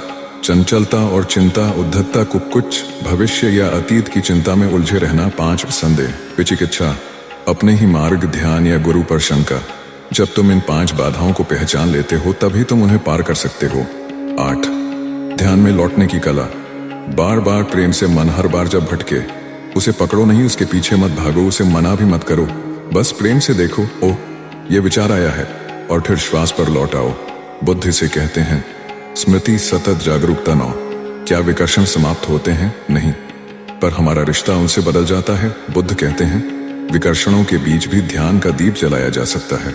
जैसे समुद्र में लहरें आती हैं पर गहराई में शांति बनी रहती है। 10. आधुनिक जीवन में विकर्षणों से कैसे निपटें? 1. सूचना उपवास, इंफॉर्मेशन फास्टिंग। एक दिन मोबाइल, टीवी, अखबार से दूर रहो। 2. एक काम एक समय, सिंगल टास्किंग, बहुकार्य, मल्टीटास्किंग से बचो। एक बार में एक ही कार्य पर ध्यान केंद्रित करो। 3. चिंतन का समय तय करो।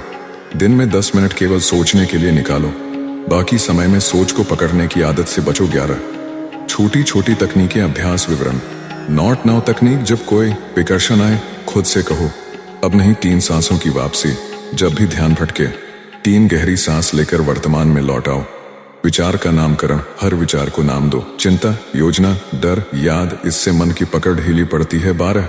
बुद्धवाणी। मन ही सब कुछ है, जो जैसा सोचता है वैसा बनता है।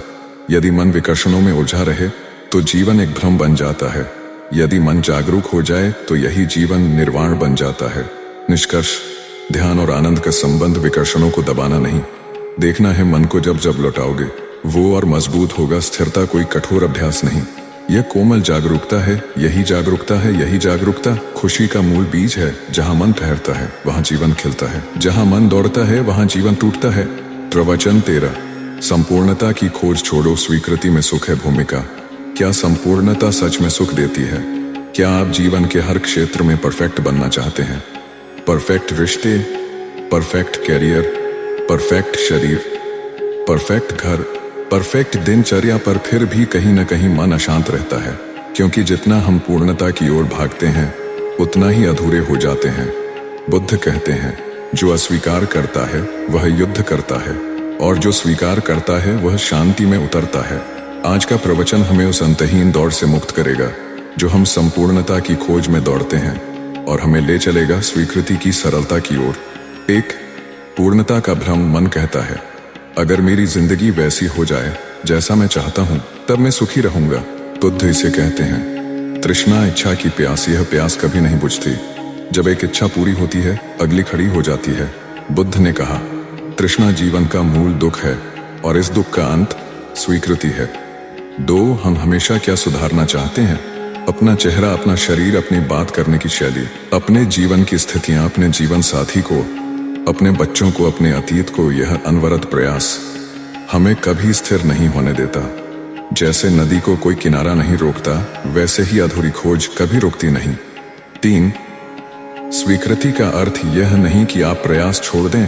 स्वीकृति का अर्थ है जो जैसा है उसे उसी रूप में देखना, मानना, अपनाना। जब तुम अपने आप को वैसे ही स्वीकार कर लेते हो जैसे हो, तब एक गहरी शांति जन्म लेती है। चार, बुद्ध की कहानी। अस्वीकार से संघर्ष तक। एक बार एक व्यक्ति बुद्ध के पास आया। वह बहुत परेशान था।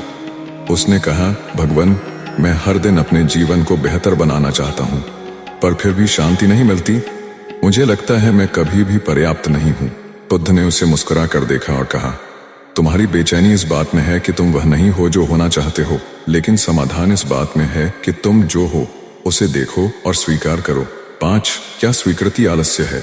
बहुत लोग सोचते हैं, अगर मैं जैसा हूं वैसा स्वीकार कर लूं तो क्या मैं कभी आगे बढ़ पाऊंगा?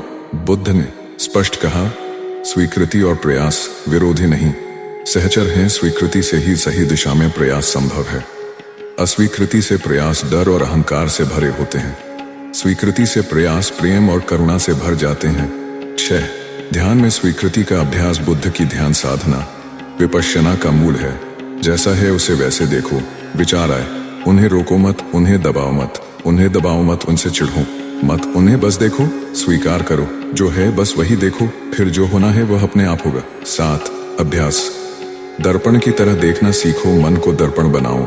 दर्पण चीजों को जैसे हैं वैसे दिखाता है। वह न अच्छा कहता है, न बुरा, न पकड़ता है, न छोड़ता है, बस दिखाता है। जब तुम मन को दर्पण बनाते हो तब जीवन बदलने लगता है। 8, स्वीकृति से आत्म प्रेम कैसे उपजता है?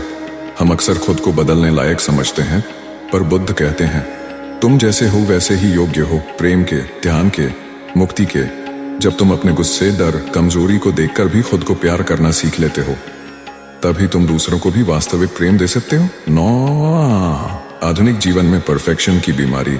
सोशल मीडिया पर हर कोई सुंदर, सफल, शांत लगता है। हर कोई खुद को दूसरों से कमतर समझता है।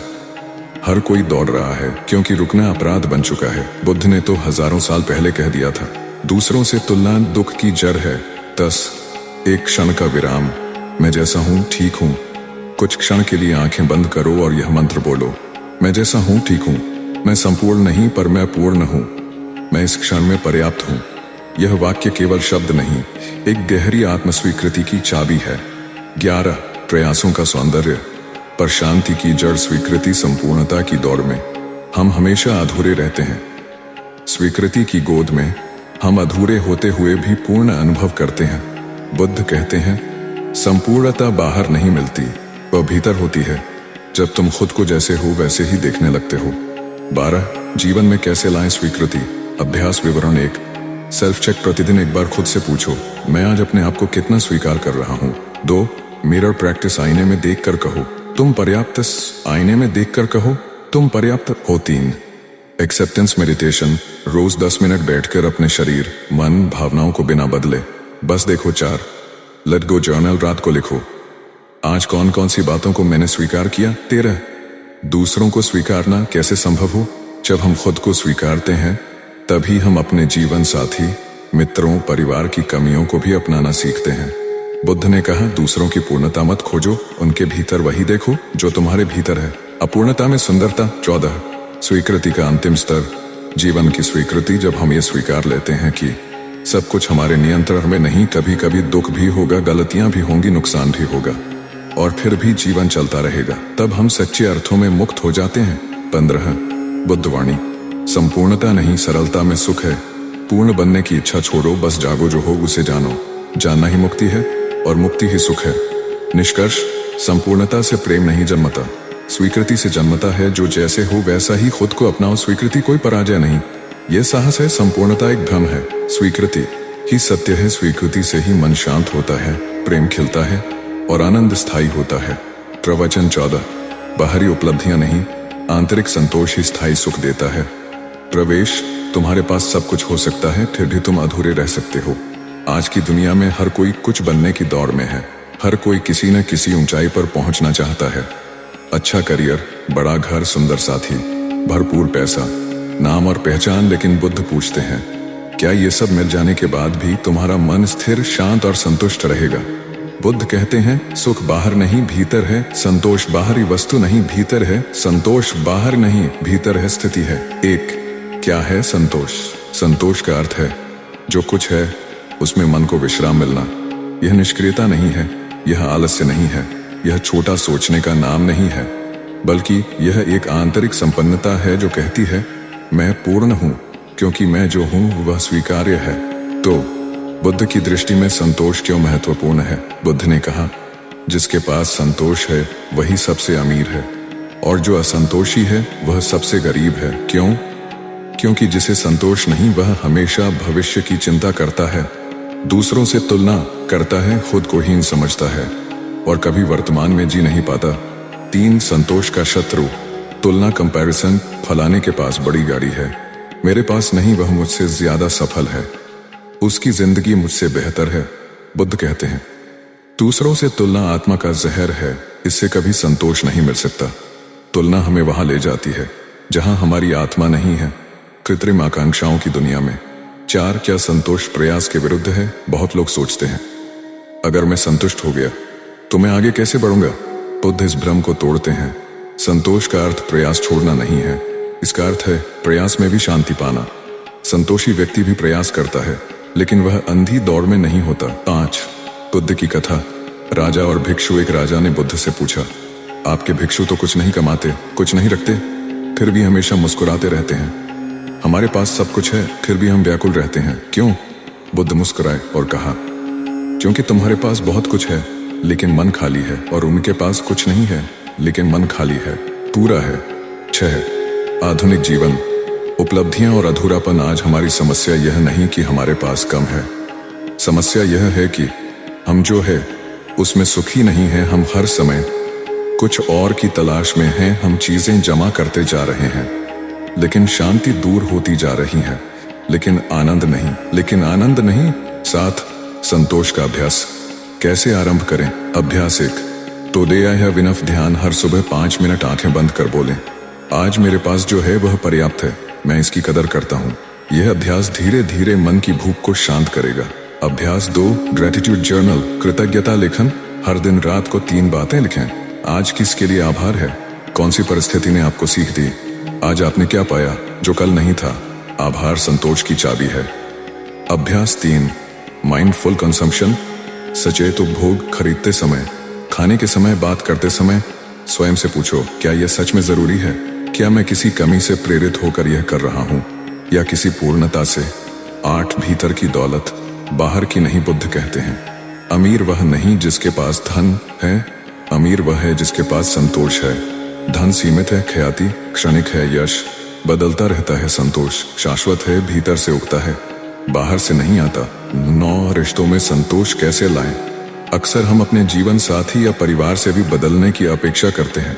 काश वह और समझदार होता, काश वह ऐसा व्यवहार करता, काश मेरे माता पिता अलग होते। बुद्ध कहते हैं, तुम दूसरों से अपेक्षा करके थक जाओगे, संतोष तब आएगा जब तुम उन्हें वैसे ही अपनाओगे जैसे वे हैं। 10, बच्चों को क्या सिखाएं? अधिक पाने की लालसा नहीं, जो है उसकी सराहना करना, हर चीज को जरूरत से नहीं समझ से चुनना। बुद्ध कहते हैं, संतोष केवल साधना नहीं, यह संस्कार भी है जिसे सिखाना पड़ता है।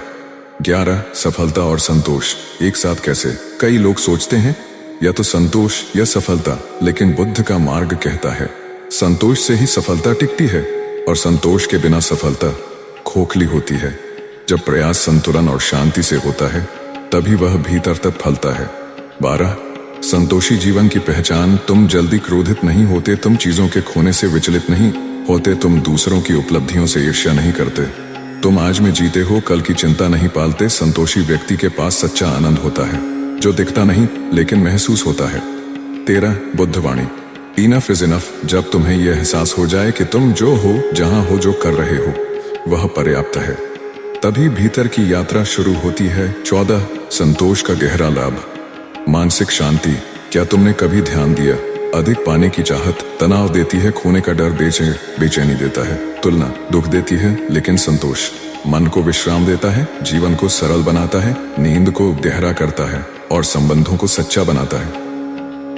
15 निष्कर्ष। अब संतोष को जीवन में कैसे उतारें?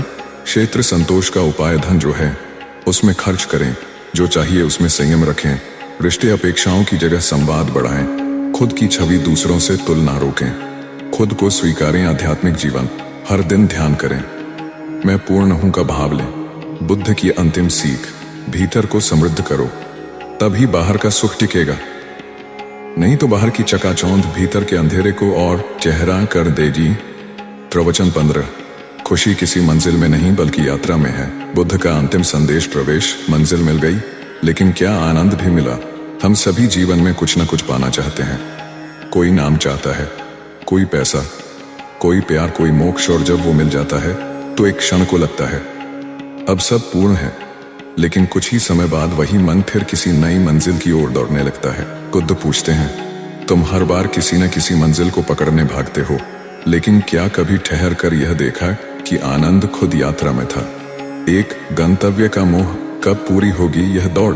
हम कहते हैं जब मैं परीक्षा पास कर लूंगा तब खुश रहूंगा, जब नौकरी मिल जाएगी तब शांति मिलेगी, जब शादी हो जाएगी तब सुकून मिलेगा, जब बच्चे बड़े हो जाएंगे तब जीऊंगा, जब रिटायर हो जाऊंगा तब ध्यान करूंगा। बुद्ध मुस्कुराते हैं और कहते हैं, तुम्हारा मन हमेशा फिर में अटका हुआ है और यही दुख का कारण है। तो जीवन एक यात्रा है, न कि कोई ठिकाना। ध्यान दो, नदी बहती रहती है, वो किसी एक स्थान पर रुकती नहीं। पवन चलता है, उसका कोई स्थायी घर नहीं। सूरज उदय होता है, अस्त भी होता है, लेकिन यात्रा निरंतर है। तुम भी प्रकृति की तरह हो, तुम्हारा जीवन भी बहाव है। बुद्ध कहते हैं, यदि तुम बहाव को प्रेम करने लगो तो हर पल तुम्हारे लिए एक उत्सव बन जाएगा। 3 जब तब की बंदिशें। अब क्यों नहीं मानव मन का सबसे बड़ा धोखा है। जब ऐसा होगा तब खुश रहूंगा, तब खुश रहूंगा, जब मेरे पास ज्यादा समय होगा, जब मेरे पास ज्यादा पैसा होगा, जब लोग मुझे समझेंगे, जब सब कुछ ठीक हो जाएगा और जीवन इस जब तब में बीत जाता है। बुद्ध कहते हैं, खुशी को कल पर मत टालो, वह आज में भी उपलब्ध है यदि तुम उसे देख सको। 4 यात्राओं में ही सुख क्यों है? आई यात्रा में अनिश्चितता होती है, जिससे चेतना जागती है। जीवन हर पड़ाव एक नई सीख देता है। वाई यात्रा में अहंकार टूटता है, क्योंकि हर बार कुछ नया सीखना पड़ता है। 8 यात्रा मन को लचीला बनाती है, मंजिल उसे कठोर करती है। जब मंजिल मिल जाती है तो मन स्थिर नहीं होता, वह नई मंजिल तलाशने लगता है। लेकिन जब तुम यात्रा से प्रेम करने लगो तो हर क्षण तुम्हारे लिए मंजिल बन जाता है। बुद्ध 5 बुद्ध का जीवन एक सतत यात्रा। क्या आपने देखा, बुद्ध एक स्थान पर नहीं रुके, जीवन भर वे चलते रहे। गांव गांव, नगर नगर, हर किसी से मिलते, संवाद करते, ध्यान सिखाते। उनके लिए जीवन ही एक यात्रा था, हर दिन नया, हर पल पूर्ण। उन्होंने कभी मंजिल की तलाश नहीं की, उन्होंने हर पड़ाव को मंजिल माना। 6 जब तुम रुक जाते हो तो दुख बढ़ता है। जब तुम कहो अब सब हो गया, अब आराम है, तो भीतर खालीपन उठता है। अब मुझे कुछ नहीं चाहिए, तो आत्मा सूखने लगती है। अब मैं सबसे अलग हो जाऊं, तो जीवन से संवाद टूटने लगता है। बुद्ध समझाते हैं, खुश रहने के लिए तुम्हें चलते रहना होगा, रुकना मृत्यु है, चलना जीवन है। 7 मन मंजिल चाहता है, आत्मा यात्रा चाहती है। मन कहेगा और कुछ पाओ और आगे बढ़ो और बेहतर बनो, लेकिन आत्मा फुसफुसाएगी, तुम जहां हो वही सब है, चलना ही जीना है, चलो, लेकिन मोह में नहीं, प्रेम में। 8 सफल लोग भी क्यों उदास हो जाते हैं? क्योंकि उन्होंने केवल मंजिल पर ध्यान दिया, लेकिन यात्रा को जिया नहीं। वो करोड़पति बनते हैं, लेकिन संबंध खो देते हैं। वो प्रसिद्धि पाते हैं, लेकिन नींद खो देते हैं। वो सब पा लेते हैं, लेकिन स्वयं को खो बैठते हैं। सच तो यह है कि मंजिल केवल शरीर को संतोष देती है, आत्मा को नहीं। बुद्ध 9 आनंद का अभ्यास। यात्रा का स्वाद कैसे लें? आए हर सुबह पूछें, मैं आज किस सीख के लिए तैयार हूं? हर घटना में खोजें, यह मेरे जीवन की यात्रा में क्या भूमिका निभा रही है। मृत्यु भी यात्रा का पड़ाव है। अंत नहीं, बुद्ध ने अपने अंतिम क्षणों में कहा। सभी संघटित वस्तुएं नाशवान हैं, जागृत होकर जियो। उन्होंने मृत्यु को अंत नहीं बल्कि एक नई यात्रा का द्वार माना। अगर तुम जीवन की यात्रा को आनंद से जियो तो मृत्यु भी तुम्हें भयभीत नहीं करती। 11 आज तुम्हारे जीवन की यात्रा कहाँ खड़ी है? रुककर स्वयं से पूछो, क्या मैं केवल मंजिलों की तलाश में हूँ? क्या मैंने यात्रा का आनंद लेना छोड़ दिया है? क्या मैं हर दिन को जीवन की अंतिम भोर की तरह जीता हूँ? अगर नहीं तो यही क्षण यात्रा को पुनः जीने का है। 12 बच्चों को क्या सिखाएं? हर प्रयास का महत्व, परिणाम नहीं प्रक्रिया में रस लेना, हार को मंजिल नहीं सीख मानना, जीत को ठहराव नहीं प्रेरणा मानना। यदि हम बच्चों को यात्रा का आनंद देना सिखाएं तो वे कभी निराश नहीं होंगे। 13 ध्यान और यात्रा। बुद्ध का ध्यान केवल किसी गुफा में बैठने का नाम नहीं, ध्यान तो है चलते हुए जागना, बोलते हुए सजग रहना, हर कदम पर वर्तमान में टिके रहना। ध्यान और यात्रा एक दूसरे के पूरक हैं। जब तुम सजग होकर यात्रा करते हो तभी तुम सच्चे यात्री होते हो। 14 अंतिम सूत्र। हर दिन एक नई मंजिल है। आज की सुबह, आज का सूर्य, आज की सांसें, ये सब एक नई यात्रा के संकेत हैं। तुम्हें कहीं जाना नहीं है, तुम जहां हो वही सबसे सुंदर पड़ाव है। बस वहां पूरी तरह हो जाओ, बस वहां पूरी तरह हो जाओ। बुद्ध 15 निष्कर्ष। अब क्या करें? अभ्यास। अर्थ नो इज द वे। हर क्षण को अंतिम क्षण मानकर जीना। Walking meditation. चलते समय मन को चलने में स्थिर करना। हर दिन नया पृष्ठ। जीवन को डायरी की तरह देखना। हर दिन एक नई कथा प्रेम से देखना। हर दिन एक नई कथा प्रेम से देखना। हर मुसाफिर, हर मूड, हर कठिनाई, सब में सौंदर्य पाना।